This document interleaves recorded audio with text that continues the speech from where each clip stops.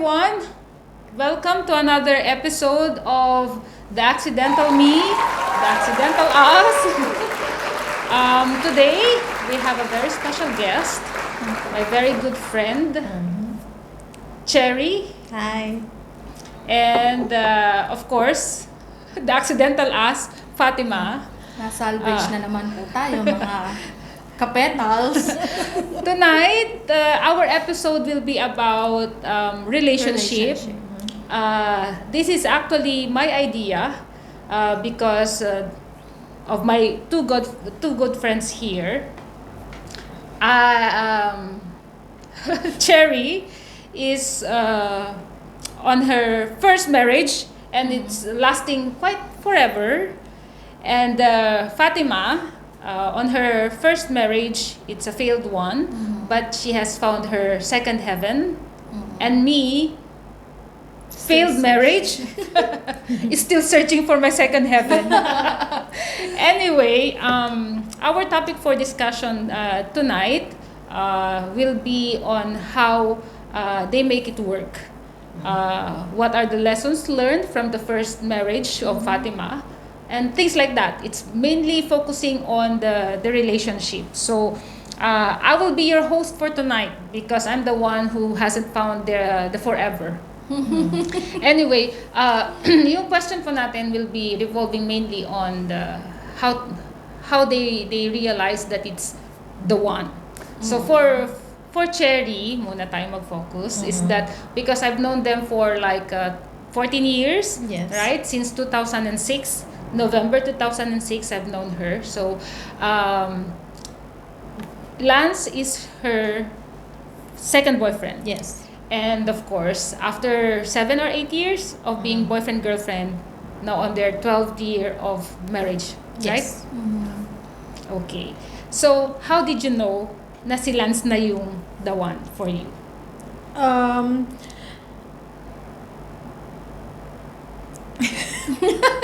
Natigilan siya, Ten. Kaya nga. Hindi mo na malaman kung paano mo siya na-realize na siya na yung the one. Naku, patay tayo kay Lance pag napanood to. Anyway. Hindi, yun, yung syempre, na-realize ko na siya na talaga dahil inseparable na kami dalawa. At the same time, I feel na talagang mahal na mahal niya ako at mahal ko naman siya. At isa pa yung, inalok niya ako ng Kasama. Yes. Diba? Paano siya nag-propose?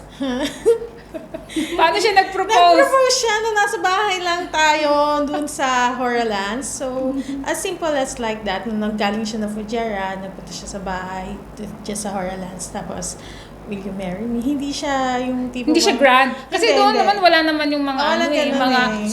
surprise na marriage Lately proposal. na lang kasi yan. Oo. Hindi natin panahon yun. Oo. Panahon ng mga millennials yun. Yes. Hindi ko nga alam, yung pala yun. So, nung nagsabi ka ng yes, ano yung na-feel mo? Normal lang. Normal lang? Oo, kasi Hindi ka parang nasa heaven? Hindi, kasi para sa akin yung marriage is just legal. Okay. Pan lang siya. Parang bonding nyo dito to make your relationship as legal. Oo. Kaya, yun lang yung pagka sa marriage. Okay. Hindi ganun ka, yes, yung ganyan. Kasi, for the sake lang, Practical. practically. Kasi I've known you to be practical eh. Yeah. Oo. Hindi siya masyadong sa emotions. Mas more on practical siya. Oo. Anyway, how about you? Paano mo naman nalaman na okay ka na ulit for the second time. Na ready ka na ulit for the second time. I don't know. But it happened. It just suddenly happened. Kasi when I first met Ali, it wasn't really we don't have label sa relationship namin. And then, but as you go on, doon na siya nagkakaroon ng emotions, Deeper commitment, Oo, parang nadidevelop na deeper feelings, ganyan, na parang inseparable na kayo. Okay, but yun, at the end of the day, then you find out na siya na pala yung gusto mo laging kasama. Okay. So, paano mo malalaman na parang yun na yun, importante ka na talaga sa kanya?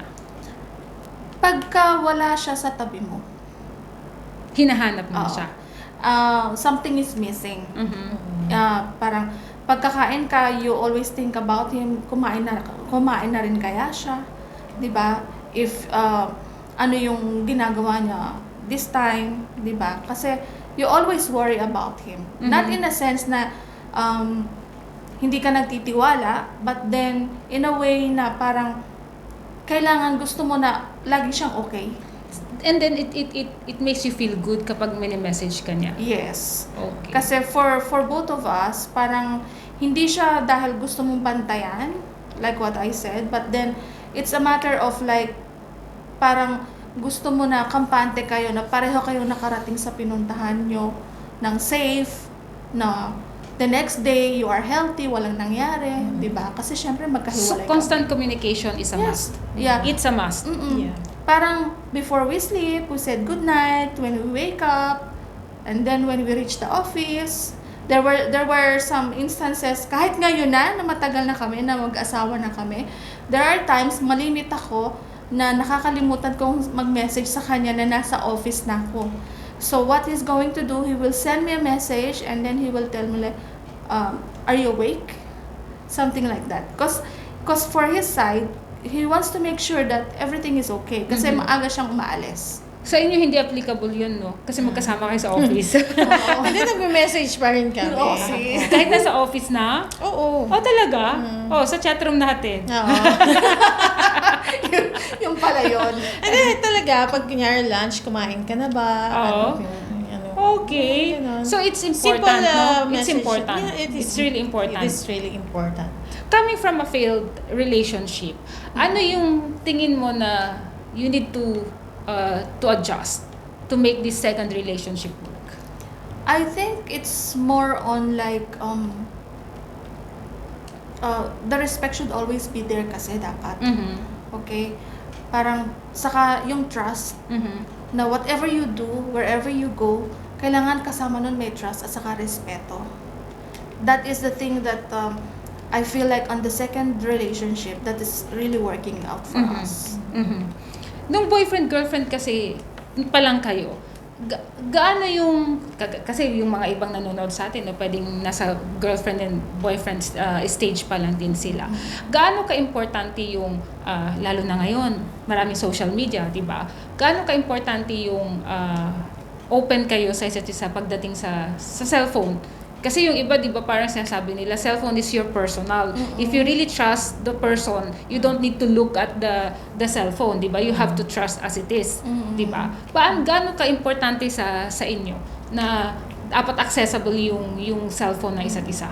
Sa amin kasi, sa case namin ni Ali, importante talaga siya, most especially ibang nationality siya, di ba? So, for him to know yung access dun sa cellphone niya, and for him also na malaman yung access sa akin is important in case of emergency ba. Okay. Kasi kung hindi namin parehong alam and something happened, kailangan namin immediately i-inform yung mga families namin. Yes. Diba? Understood. How about you, Cherry? Since na, syempre, nagtitiwala sa kanya, tapos may trust ka, so, sa amin, walang hiding, talagang open. May password? May password. Alam Okay. ko yung password niya. Pero alam mo yung password niya? Siya din, alam niya yung password ko. So, andun, very transparent kami sa isa't isa. Anything na meron ako sa cellphone ko or sa cellphone niya, Silosa ka? hindi. Hindi ako silosa talaga. Ako ang nagsiselos para sa kanya. Kasi you know the Parang guy, sinabi you mo, know your Cherry, partner, magselos di ka ba? na. Kasi ako Hindi nagsiselos pero na. there was a time, if I'm not mistaken, kasi na-involve si Lance sa G-Shock group, Yeah. 'di ba? And may mga events sila. I've known Cherry na hindi pala sama-sama ganun, pero sumasama siya. And tingin ko nakabantay siya. Is it true? No, hindi It's ako. my feel is true, no? Hindi ka nakabantay? I don't like going out. Alam mo naman ako, kaya nasa nga bahay eh. lang ako. Kaya nga eh. But there's a time na meron siya, nagpunta siya with that Group. group. Oo. Tapos meron silang hinatid. Okay. Tapos nag-message ako sa kanya, nasaan na siya. Then ang message niya parang hindi, alam ko na hindi iyon, hindi Hindi alam. Parang nagla-live. there's something. Yeah, there's something. Okay. Tapos nung punta niya na bahay, pagbalik niya ng bahay, nagsabi siya kung ano nangyari na ganon. So, instinct ng babae talaga na meron ganon. So there's really something, ha? Alam mo kaagad. There's something. Pero I know him. So, I trust him. So, alam mo naman yung mga ganyan. It's just, gusto, Very ewan ko common. lang sa mga lalaki, siguro gusto nila na feel na they're still attractive, ganyan. Okay, barkada lang naman. Pero hindi ka talaga silosa. Hindi ka talaga silosa. Ikaw? Hindi. May time na yes, may time din na hindi. Kasi, pag halimbawa magkasama kami, naglalakad kami sa mall, and I saw somebody na attractive, I will tell him, Bebe, look at that one. I was the one who's asking him to look at her. But then, magsiselos ako pag nauna siya na tumingin. At nahuli ako. Na parang napansin ko na, ba't tumitingin ka sa kanya? Parang gano'n. But it's just a petty jealous lang talaga. Ano yung usually na pinag-aawayan ninyo? Kami ni Ali, like, mga ano lang, petty issues. Recently. Like what? Parang, sa house, you know, Yung division of labor, like this. Oo. naalala ko to. Hindi, Lahat pero- yung basura. Oo. Malimit namin pag-awayan is, yung food na kakainin. I remember. I know the story. Yes. I know the story. Okay, kasi ikaw, sasabihin mo, kahit na ano, Oo. pero pag may sinabi siyang ano, aayawan mo. Aayawan, Okay. Kasi hindi ka masyadong mahilig magluto. Tama ba? Mahilig naman ako magluto but very occasional lang. Okay. Pag talagang gustong-gusto ko lang talaga. But because kasi kami lang dalawa. And pareho kami minsan late na dumarating from work. So, instead of, cooking, at saka alam mo yun, Hazel, di ba, pag magluto ako parang pang buong pamilya, dalawa lang naman kami. Minsan Yes. 3 araw na yung food, yung pa rin yung kinakain namin. True. So, minsan, parang maging practical na rin lang, we Order just na lang. order. Oo.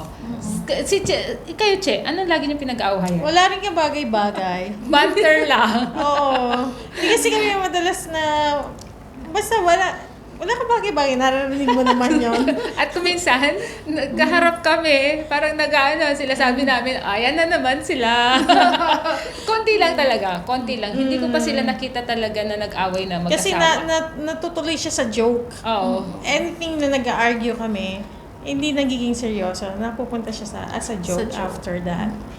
So, That's good, that's good. Okay, pagdating sa finances, gaano kayo ka-open sa isa't isa? Sinong nag-handle ng finances ninyo? Nagmo-monitor ng budgeting, ng mga bibilhin, it's within the budget ba? Lalo na sa pag-i-invest or sa pagbili ng mga, alam mo naman na hindi naman necessity, Unnecessary, pero yung parang konting luho, di ba? Yun. When it comes to kasi sa salary, Ali is handling his salary and I'm handling mine. But then however, dun sa expenses, we discuss it over. Okay, when it comes to investment, we also discussed. And then, pagka kailangan at talagang kaya namin, we take the opportunity. When it comes to material things, Ali knows me. When I say, I want, kasi medyo spoiled ako sa kanya, so, hindi niya sasabihin na you don't need it. Kasi alam niya na yung term ko. If I say I want, I really will buy it no matter what. But if I say I like, it can be yes, it can be no sa kanya. So, pag narinig niya, I like that. And then he will say like, yeah, maybe you can get that from another time, something like this. But the term I want, he will not say anything. Yeah, but then for me, ang ginagawa ko naman sa kanya, I insist naman something for him. Na I was the one who will tell him that, you need it, just get it. Let's just get it. Something like this. Give and take. Sino mas maluho sa inyo? tanong ba yan? Kasi ikaw nagbabudget, I know, Oo, di ako ba? Ikaw nagbabudget nagbabudget. Ikaw for- nag-handle ng salary and Hindi all kaya that ni Lance stuff. mag-budget talaga kasi siya, masyado siyang, anong tawag dito, ganyan Impulsive. siya. Oo. Yeah, impulsive buyer si Lance. Yeah, I know that. Yeah. Oo. Oo. Kaya ako lahat ang nagbabudget. So, nire-rewardan naman niya sarili niya secretly. So, I remember the story. Is it okay if I give you Share. one story? I share Okay. one story. Kasi umuwi ako bigla ng bahay. I don't know why. umuwi ako ng bahay kasi I have to get something. Tapos, biglang nag-message si Cherry sa akin na sabi niya, anong kakainin natin anong dinner natin mamayang gabi? Parang ganoon. Sabi ko, hindi ko nga alam eh. Sabi ko ganoon, ay nandito si Lance sa bahay. Okay. Sabi niya, bakit? May dineliver yung pang 3D printing. Ako yung, hindi, tapos nung nakausap ko sila, sabi ko, kausap ko si Che. Sabi ko, nandito ka sa bahay. Sabi niya, naku, lagot, hindi ko pa nasasabi to. Tinatago niya yung binibili niya. Tapos pag after a month na, Saka niya ilalabas niya. Hanggang nakaipon na siya napakaraming sapatos na hindi ko alam talaga kung saan So we're nanggagaling. the same. Tinatago niya. Ako, tinatago. Tinatago mo. Ikaw ang tinatago mo Ako kay ang Ali. tinatago. Oo. Okay. So, ang tawag nito, kasi merong kasabihan, may mga sinasabi yung mga matatanda before, o yung mga ano natin, or something that you hear na parang regular or marriage advice is that you don't go to sleep without pinag-uusapan or nasisettle yung issue ninyo. How true? Ginagawa niyo yun? Ako hindi masyado. Nilalayasan mo eh. Dati, oo. Dati may lias factor ako eh. Alam mo Oo, yan, di ba? oo. May pagtawag pa ako sa'yo. Oo. But then, as you got mature, hindi na ngayon. Mhm. Pagka nagtatampuhan kami, nag-evacuate ako sa sofa. Mhm. At least sa labas na lang ng room. Sa labas lang ng room, just to give some Napalapit. space, Oo. you know. But then, hindi na ako naglalayas-layasan. Oo. Si Cheche, kayo, natutulog kayo ng... or dahil sabi mo wala naman kayo masyadong I think pinag-awayan. there's a time talagang meron kami argument na masasabi kong seryoso, but talagang hindi kami natulog hanggat hindi kami nagsisettle. Talagang nagsasorry kami sa isa't isa. Even ako may kasalanan si Lance. And also we do it as in prayer. Kasi talagang napaka-importante 'yon. Pag meron kayong problema, hindi mo dapat talaga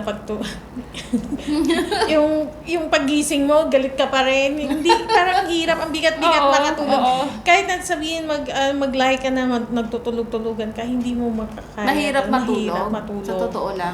Mahirap matulog. ng Lalo na masama magkasama talaga. kayo, di ba? Oo. Lalo na kung nasanay siya na niyayahap ka, tapos paano yun, magkagalit kayo, tapos... Pero hindi naman, wala pa naman sa history ng pagsasama namin na nakatulog kami ng meron samahan ng loob.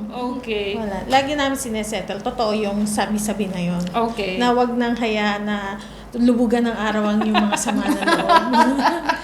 Di ba? Yan. Huwag kayong matutulog na may sama ng loob. Otherwise, magiging nightmare sa inyo. Di ba? Bigat sa dibdib. So, ang tawag nito, when, tingin nyo, ano yung pinaka-importante na aspect in order to make a relationship work? For us, it's trust and respect. Kasi, most especially respect, kasi we respect each other's individual lives. Most especially, Ali is a different nationality. So, iba ang culture niya, iba sa atin. Though he's adapting already the Philippine culture, but then there are still, makikita mo yung difference ng culture ninyo. So, but then you have to respect that. Most especially in religion. Diba? And then at the same time, if there is a respect, there is also a trust. Diba? Kasi kasama yun eh. It's a combination of both. And you?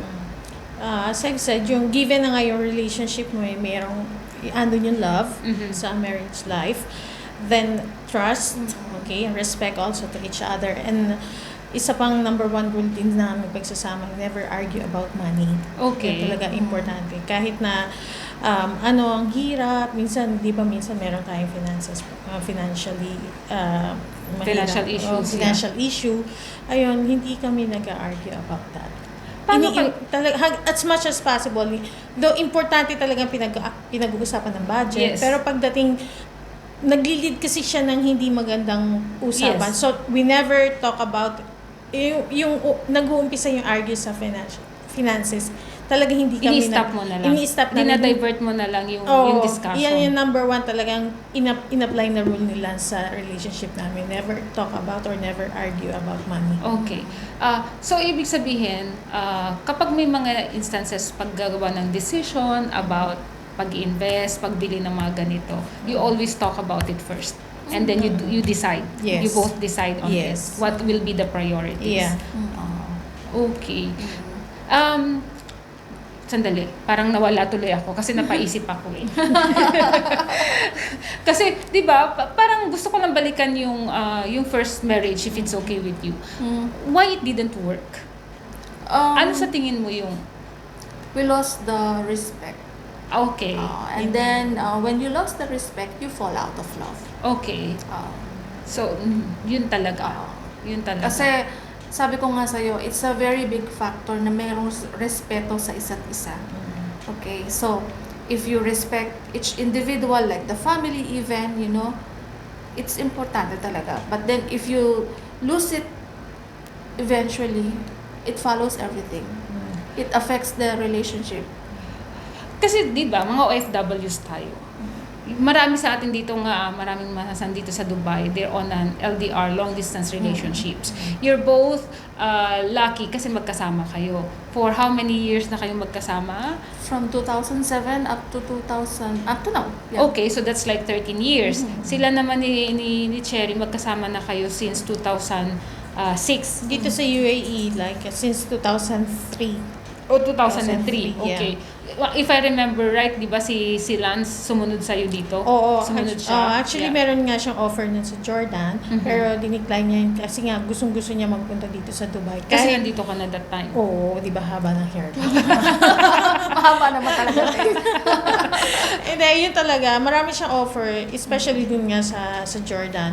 Ang ganda-ganda ng position, pero pinili niya maging gasoline boy dito sa Dubai para lang makasama, para lang maalagaan yung relationship talaga. Saksi naman ako doon talaga. For the last 13 years na magkasama kami ni Cherry.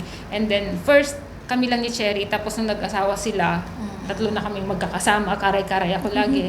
I'm the third wheel in the relationship, I'm the third wheel in your relationship. So, parang anong tawag nito, nakita ko naman talaga kung gaano kamahal ni Lance, si Cherry. So, saksi ako doon.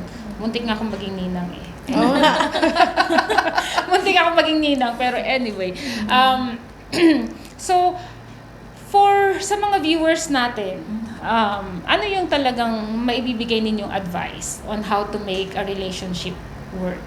Like, even during boyfriend-girlfriend, saka pag mag-asawa na, ano yung advice ninyo? Sa amin pala, sa amin. Sa inyo. Oo, sa amin. Sa inyong mga single. Sa amin mga single. Oo, yan. At saka may relationship. In a relationship. And yung mga nag-iisip na magsisettle down na, yung mga ganun ba? Ano yung maibibigay ninyong advice to make it really work? I think first is before both of you jump into like permanent relationship na tinatawag natin, is to really get to know each other. Kasi yung sinasabi natin na pagka magkasama kayo sa isang bahay, pagkasal na kayo, wala nang saulian yan eh. Di ba? But then, you have to both adjust each other's, personality. Differences. And you always have the respect sa isa't isa. No matter what you're doing. Kasi with all of that, it will all be successful if you always have that respect to each other. Ako, ganun din. Siyempre, respect, and then always show your love to your partner, and you always, kailangan lagi kang proud. Kasi pag nawala na yung tiwala mo, o yung kumpiyansa mo sa tao, hindi ka na proud sa kanya, yun na, susunod na yung mapa-fall out of love ka. So, lagi mo siyang ina-admire. Correct. Importante yun sa relationship. Pero doon sa mga girlfriend, boyfriend, siyempre, kilalanin niyo muna yung isa't isa as much as possible. Magkaroon din kayo ng family background. Importante din talaga yung accepted on both sides. Yes. Accepted on both sides. I can say that in that aspect, kasi iba na kasi yung situation ngayon. Generations. Lalo na ng mga millennials. Which is, I think, it's not a bad idea, okay? But then, kung hindi mo kikilalanin yung parents on both sides, as long as there is a respect, it's more than enough. Hanggang hindi rin naman nakikisaw-saw siguro yung mga Oo. ibang parang Oo. biglang nakisaw-saw, parang napaisip As tuloy ako, long as- Sarah Geronimo ba to? As long as it doesn't affect your relationship. Oo. Kasi ang mga kabataan ngayon, ang mga millennials kasi ngayon, they are very, very focused on their relationship na eh. It doesn't matter who are the people around them. Which is, yun ang strong traits nila ngayon. That's why they have a very good, relationship then. But then, however, it is still very important to know each other's parents. Oo. Even if, like, for example, the other party doesn't like you, as long as you show the respect, The respect, eventually, they will like you. Yes. Agree on that. Ikaw din, no? Walang Oo. issue on both sides. Wala. Initially, there is. Sa side ni Lance, there's no problem. On the side of Lance, Oo. wala. After that naman, sila, win na naman yung heart ng parents. Yes, yes. Nililigawan din kasi paminsan-minsan. Oo. Ala, Sarah Geronimo din ba? Very, very Protective. Oo. So, pero tama nga siguro talaga, no, and I agree yung sa about the respect, kasi kapag nawala na yung respect, mawawala na rin yung automatically mawawala na yung mafo-fall out of love ka, kasi it comes together, parang ganun. Oo, kasi totoo naman yun, yung kasi dito lalo na sa Dubai, na open tayo dun sa lalo na sa mga ibang culture, yung sa ang tawag nito, yung arranged marriage, 'di ba? Uso-uso yan sa Pakistanis and dun sa mga Indians. Pero pag may mga tinatanong ka, parang naman sa kanila, ang tawag nito, nagsasucceed. Marami rin nagsasucceed. Oo. At pag may mga tinanong kasi ako before, if you remember, yung isa sa mga sa isang department before, sa accounts department, anong tawag nito, nagsucceed. And nung nagkakwentuhan kami, sabi niya, it's maybe because it's the respect, kasi parang it's a union of a family. Kasi family yung nag-usap, yung mga ganyan. So nung naging arranged marriage, parang yung respect on both sides. Tapos na-learn na lang yung Nade-develop love. talaga. Na-develop na lang yung siya. love. Ganun siya ang nangyari. So nade-develop ang love. So basta man dun yung respeto sa isa't isa. Ganun Correct. talaga siya. So yun. And I agree on that one. Pero sa akin naman, sa akin ha, kasi meron din naman tayong pinagdaanan. Ang tawag nito kasi tingin ko nag-fail yung marriage kasi hindi ko masyadong kilala yung daddy ni JB. Kasi hindi kami dumaan sa long-term parang relationship na boyfriend and girlfriend. So, ganun siya. And at the same time is that long distance pa. Hindi mo na nga masyadong kilala yung tao, long distance pa. So, siguro mas maganda talaga na kilala mo yung tao na makakasama mo. I'm not so much I'm not so much in favor of like the live-in arrangement. Pero sa tingin ko kung bakit hindi, kung trial and error, 'di ba? Yes. 'Di ba? Bala naman sigurong we're open, it's modern Yes. na, parang ganoon. So it depends kung ano yung paniniwala niyo. Pero parang sa akin, para before kayo mag-commit talaga is talagang kilalanin ninyo yung mapapangasawa ninyo. Ganun siya. Na kahit na anuman ang niya, yung tanggap niyo talaga siya. Yun. Correct. Tanggapin natin. Tanggapin mo, iyon na yun eh. Wala na nga. Saka mahirap kasi Hazel yung isa lang din sa maipapayo ko dun sa mga nasa relationship stage pa ngayon, no? You have to both adjust. Kasi Yes. no relationship is really perfect. Kahit na pa siguro 100 years na kayong magkasama, eventually you will still May find some discover flaw something. Okay. sa relationship. Yes. You have to love and respect the flaw of your partners. You have to accept them. Yes. Sabi nga nila, parang may nabasa ako, lately lang, yung parang anong tawag nito, there's no perfect relationship. Parang you have to make it perfect but by accepting the imperfections of the other person. Correct. Parang ganoon. Yun. Dapat nga mas mahalin mo yung mga flaws nila eh.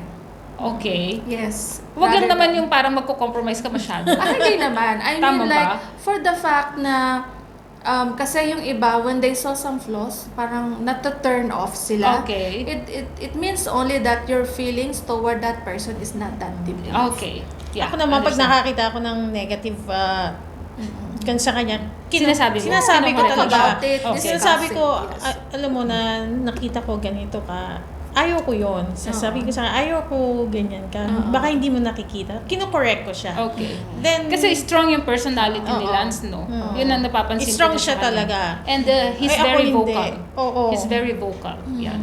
Saka hindi siya dapat parang when it comes to a situation like that, parang hindi niyo pag-awayan naman lagi na the following day dapat ganito ka na. Oo, hindi naman to Ganon, change oo. shift. Parang anong tawag nito? At least manote mo sa Aware kanya. siya, And aware yes, siya. maging aware Awareness, siya about oo. it. So, yun po. Yes.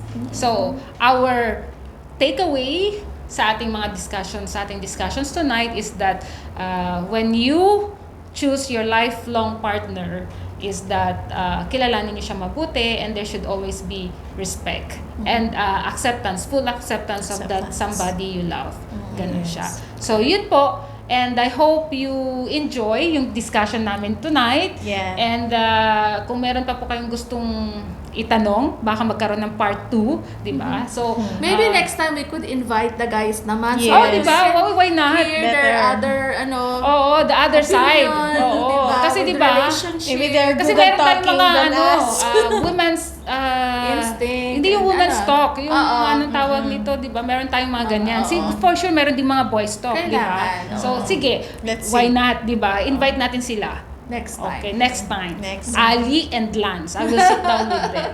Yun po. So, Watch it. sana nag-enjoy kayo sa aming discussion tonight. Meron kayong napulot. And again, write on your comments kung ano pa yung gusto ninyong pag-usapan namin. Kasi we will try to talk and discuss, tackle anything and everything under the sun that we have also some sort of experience. So, Yes. please, don't forget to watch and subscribe our YouTube channel, The Accidental Me, The Accidental Us. O, di ba? Thank you, Cherry. Yeah, thank you very thank much. you. Thank you. Bye.